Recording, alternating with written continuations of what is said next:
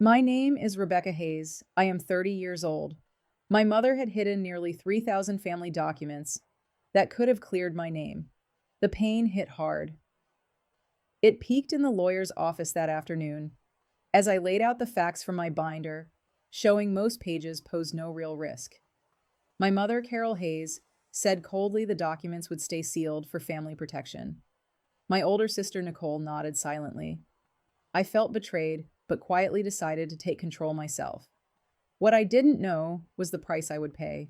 If you've ever felt your own mother keep secrets from you that changed your whole life, let me know in the comments. It helps to know I'm not alone in this. That afternoon, in Thomas Reed's small law office on the edge of our quiet Boise suburb, stayed with me for weeks afterward.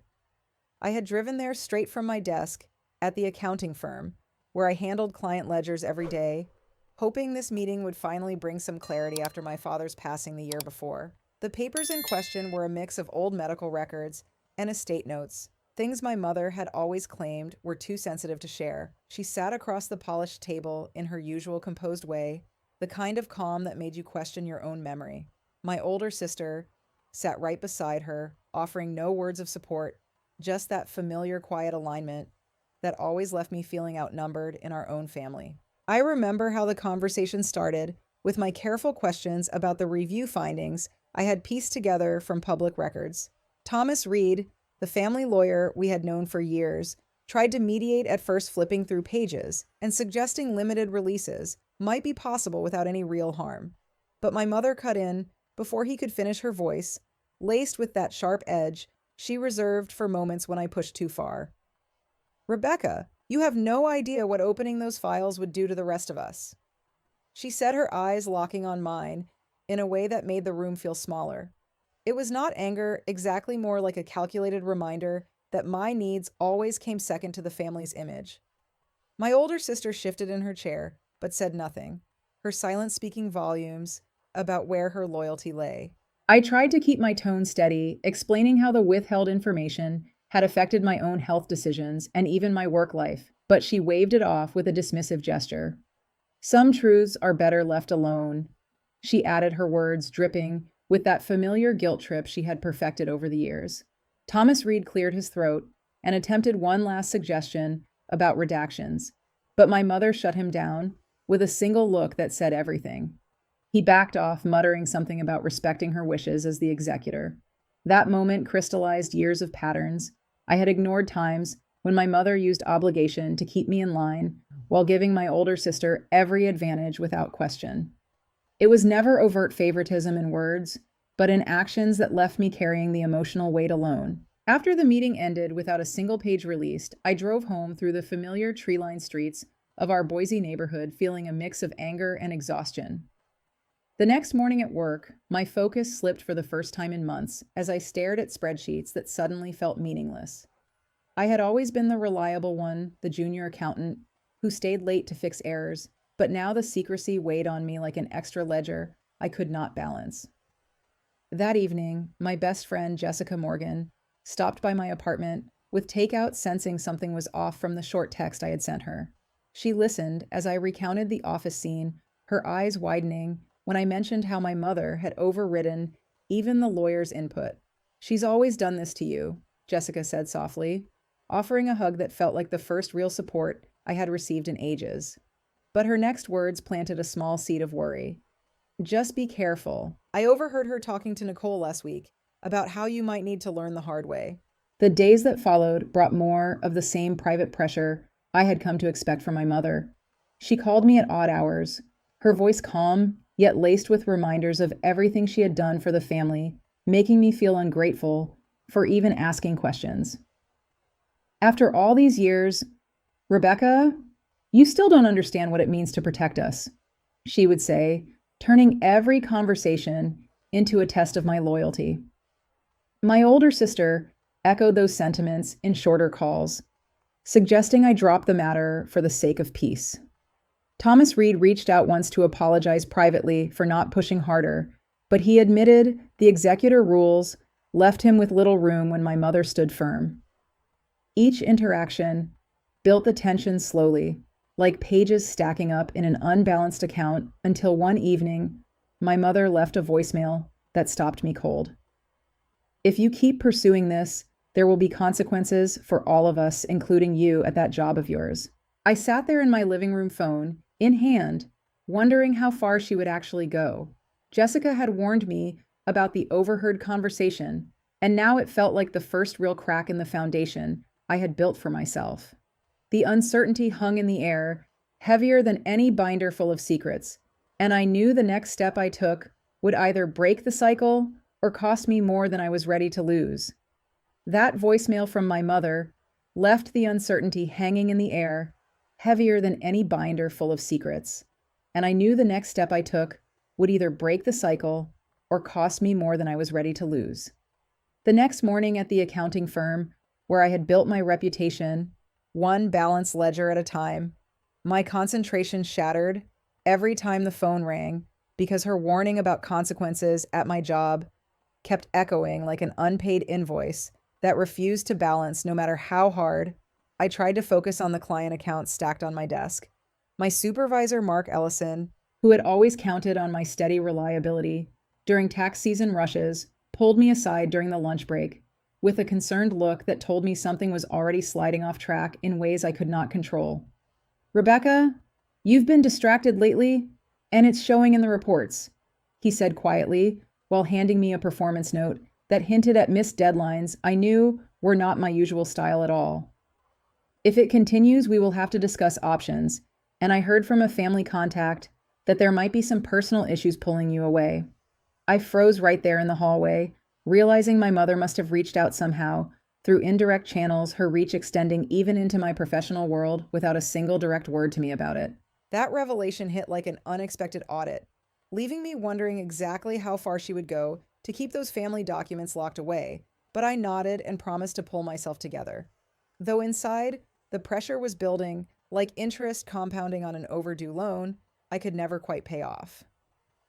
Later that same afternoon, my best friend Jessica Morgan texted to check in, after sensing my silence. But before I could even reply, my phone lit up with a call from my Aunt Patricia Wells, my mother's sister, who had always stood firmly behind every decision my mother made without ever questioning the cost to anyone else. She did not waste time on pleasantries or small talk the way she launched straight in. "Your mother tells me you are stirring up old family matters again and causing unnecessary headaches for everyone involved," she said with that familiar condescending tone that always made me feel like the dramatic child who never quite measured up. "Those papers are sealed for a reason. Rebecca and both your older sister and I agree it is best to let it go before it damages the family reputation, including your career at the firm." Her words carried the same guilt-laced edge my mother had perfected over the years, reinforcing how the two of them had formed this unbreakable front that left absolutely no room for my side of the story or my need to understand what had been hidden from me all along. I tried to explain calmly that I just wanted the truth about certain medical history details the documents supposedly held from my father's records, but Aunt Patricia cut me off with a sharp laugh that stung more than any raised voice ever could. "Truth. You have always been the one expecting the world to revolve around your little problems, while your older sister handles things quietly and without complaint." The jab landed hard, tying directly to years of being quietly sidelined in every family decision, and I ended the call feeling more isolated than ever, the suspense of what those files really contained, now mixed with the fresh fear that my professional life was about to unravel because of it. That evening, my older sister called, as if on perfect cue, her voice calm, but pointed in the way that always signaled she was delivering my mother's message without taking any ownership herself. "Mom is really upset, and so am I. If you keep pushing Thomas Reed for those releases, it is going to force us all into uncomfortable positions we never asked for." She did not threaten outright, but the implication hung there clear as day that my pursuit was fracturing the family in ways that would leave me standing alone on the outside looking in. The days that followed turned into a slow, steady grind of private coercion with my mother, sending short texts that felt like calculated drops of acid, reminding me of every obligation I supposedly owed, while turning every question I had into proof of my ingratitude. "After everything I have sacrificed for this family, This is how you choose to repay us all. One message read the sarcasm dripping even through the phone screen in a way that made my stomach twist every single time I read it. At work, Mark Ellison gave me a second formal warning after a minor error I made under the mounting stress, mentioning vaguely that external family calls had come in, which only heightened the feeling that my job security was dangling by a thread I could not see. Jessica Morgan stopped by my apartment one night, bringing takeout and listening patiently as I vented about the growing pressure, but even she looked worried when I mentioned Aunt Patricia's involvement and the way my mother seemed to be orchestrating everything from behind the scenes. They are ganging up, and it seems your mother is the one pulling every string to make sure you back down before you get too close to whatever is in those files. She observed her support, feeling like the only small lifeline I had left amid the escalating isolation that was starting to close in around me. Then came the weekend family gathering at my mother's house, which I attended hoping for at least a moment of calm, but which quickly turned into another layer of tension that built faster than I could prepare for. My mother initiated the conversation herself over coffee in the living room, her eyes fixed on me with that cold, composed stare she reserved for moments when she needed to remind everyone who held the real power in our family. Rebecca, your older sister and Aunt Patricia have filled me in on how this obsession of yours is already affecting you at work, and it is time to sign the waiver Thomas Reed prepared so the documents can stay sealed for everyone's sake, including your own. The demand came sharp and direct, laced with a psychological jab that I was the selfish one, disrupting the harmony we had all worked so hard to maintain, while my older sister nodded in agreement from the couch, adding her own quiet reinforcement. It is not worth the risk to everything we have built together. The room felt charged with unspoken stakes, the withheld details of what the files might actually reveal about my father's estate decisions, and my own health records hanging there like a shadow that refused to lift, making the suspense almost unbearable as I sat there weighing whether I could afford to keep fighting or if the cost had already grown too high. But just as I opened my mouth to push back one last time, my mother leaned forward with one final cutting remark that shifted the entire balance in a way I could not ignore. If you do not drop this now, you will lose more than you think, starting with the support you have relied on all these years, and I mean every part of it. Her words left a heavy silence in their wake, and in that moment, I realized the coercion had reached a breaking point, where a painful choice loomed closer than ever, one that might force me to sacrifice the truth I had chased for so long, or face the irreversible fallout she had so carefully engineered around me, leaving me to wonder if standing up for myself had ever really been an option at all. The silence after my mother's ultimatum at the family gathering pressed down on me like the weight of every secret she had kept locked away for years. And I could feel the room closing in as my older sister and Aunt Patricia watched with that same united front they always showed when I dared to question anything. But just as I opened my mouth to push back one last time, my mother leaned forward with one final cutting remark that shifted the entire balance in a way I could not ignore. Rebecca, if you think you can keep digging into things that are none of your business, you will find yourself completely alone and without the support you have taken for granted. All these years, she said, her voice low but sharp enough to cut through any remaining resolve. I had left the sarcasm dripping, like she had been waiting for this exact moment to remind me who really held the power in our family. My older sister nodded slowly from the couch, adding her own quiet jab that stung just as much because it came from someone who had always benefited from the silence. Mom is only trying to protect us all, including you, but you never see it that way, do you? The words hung there, twisting the knife deeper into the years of patterns, where I was the one expected to carry the emotional load, while my older sister floated through life with every advantage quietly handed to her.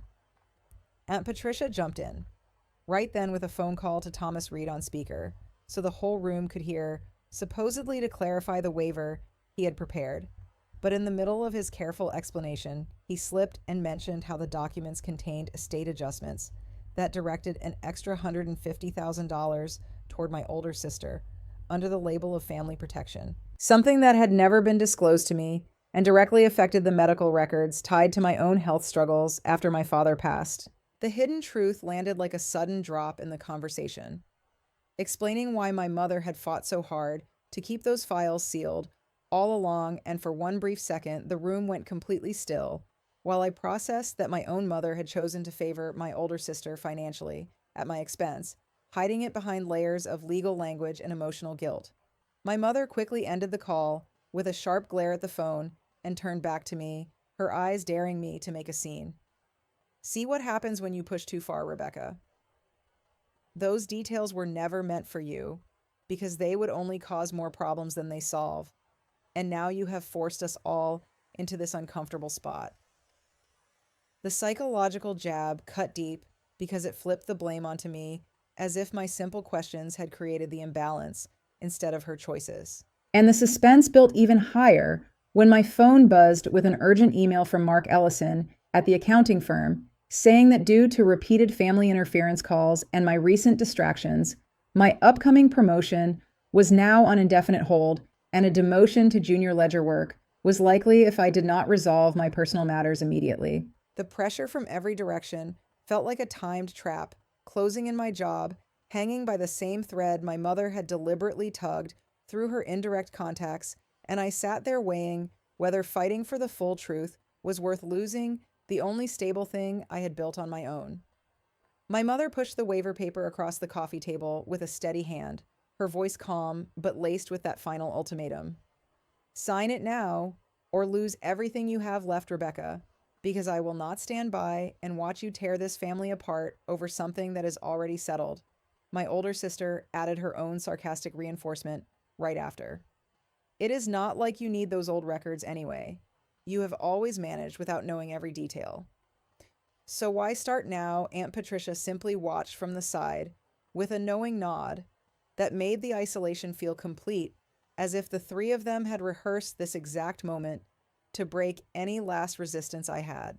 I almost walked out. Right then, the mini cliffhanger of what might happen if I refused hanging in the air like the next page in a ledger that refused to balance, but my mother's next words sealed the decision with a precision that left no room for escape. You will end up with nothing, Rebecca. No job, no family support, nothing and all because you could not let go of something that does not belong to you.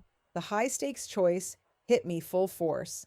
In that crowded living room, knowing that continuing the fight would mean immediate demotion at work, total cutoff from the only relatives I had left, and a life of financial struggle I was not prepared to face alone, while signing meant surrendering forever, the chance to see the proof of how my mother had manipulated the estate and hidden the truth that could have given me closure on my health and my father's intentions. With a heavy heart that felt like it carried the weight of every unspoken betrayal, I picked up the pen and signed the waiver right there on the table, watching my mother's quiet smile of victory spread across her face as the document stayed sealed for good, and the favoritism toward my older sister remained buried where she wanted it. The days after that signing turned into a slow unraveling that confirmed I had chosen the lesser evil, but still lost more than I ever imagined possible. At the accounting firm, Mark Ellison called me into his office the following Monday and confirmed the demotion with a sympathetic but firm tone, citing the family calls as the reason my reliability had been questioned, leaving me back at entry-level tasks that stripped away the progress I had made over 5 years of steady work. My older sister stopped answering my texts altogether. Aunt Patricia sent one short message saying she hoped I had learned my lesson, and even Jessica Morgan's attempts to cheer me up with coffee meetups could not fill the growing emptiness of knowing I had walked away from the truth to save what little stability remained. My mother never mentioned the documents again, continuing her weekly calls as if the gathering had never happened, her control over the family narrative intact, while I sat in my apartment each evening, staring at the empty space where those answers should have been. The isolation settled in quietly at first, then deeper, with every passing week turning my once reliable routine into something hollow, where I went through the motions at work and avoided any family events that might force another confrontation I no longer had the strength to face. I realized in those quiet evenings that the painful choice I had made to sign and back down had kept my job from collapsing completely, but had cost me the one thing I had been fighting for: the full picture of what my mother had hidden, and how at any consequences, her composure and authority stronger than ever, because she had engineered the pressure so perfectly that I was the only one who ended up carrying the regret. Sometimes the hardest part of standing up for yourself is recognizing when the person holding all the levers will never let go, and the only way to survive is to accept the defeat and choose the peace that comes with silence, even when it leaves you isolated and wondering what might have been if you had kept fighting. That is the lesson I learned the hard way, and it still sits with me every single day. Thank you for listening to my story. If you have ever had to make that painful choice between chasing the truth from your mother and protecting the little stability you have left, let me know in the comments below, because sharing these moments makes the weight feel a little lighter for all of us.